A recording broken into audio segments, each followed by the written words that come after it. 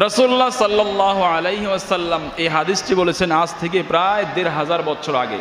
নবীজি এখানে তিনটা কথা বলেছেন।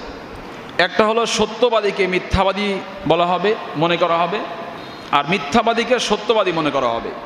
এখন আমাদের বর্তমান পৃথিবীর সাথে একটু মিলান যে অপপ্রচার, সত্যকে মিথ্যা বলা, মিথ্যাকে সত্য বলা, এটাকে তো অপপ্রচার বলে। এটা কি পরিমাণে ছড়িয়েছে, দেশের দিকে চিন্তা করেন, বিদেশের কথা চিন্তা করেন। আপনারা জানেন টুইন টাওয়ার, আমেরিকার টুইন টাওয়ার ধ্বংস করা হয়েছে। এটা ধ্বংস করছে কে? সারা পৃথিবীর মানুষ জানে, ওসামা বিন লাদেন।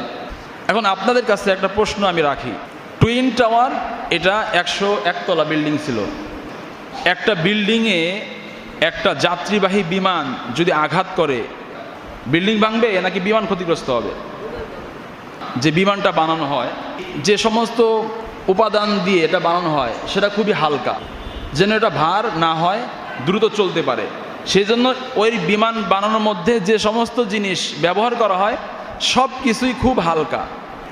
এটা সামান্য একটু আঘাতেই ভেঙে যায়। অনেক সময় পাখি উড়ে যাচ্ছে, বিমান অপর দিক থেকে আসতেছে, আঘাত লাগার কারণে বিমানের গায়ে ক্ষত হয়ে যায়, অনেক সময় ফুটো হয়ে যায়। সামান্য পাখির আঘাতেই যদি বিমান ক্ষতিগ্রস্ত হয়, তাহলে এত শক্তিশালী বিল্ডিং, সেটার সাথে আঘাত লাগলো, আঘাত লাগার সাথে সাথে পুরো বিল্ডিংটা মাটির সাথে ধসে গেল, এটা কি স্বাভাবিক নাকি অস্বাভাবিক? কিন্তু সারা পৃথিবীর মানুষ জানে কি ওসামা বিন লাদেন এই কাজটা করছে।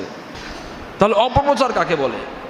এই যে বাংলাদেশের কথাই চিন্তা করে, যে সাধারণ মানুষকে রাস্তা থেকে ধরে নিয়ে কয়েকদিন গুম করে রাখছে, আটকায় রাখছে, হঠাৎ করে সে একজন জঙ্গি, তাকে গোপন আস্তানা থেকে গ্রেফতার করা হয়েছে।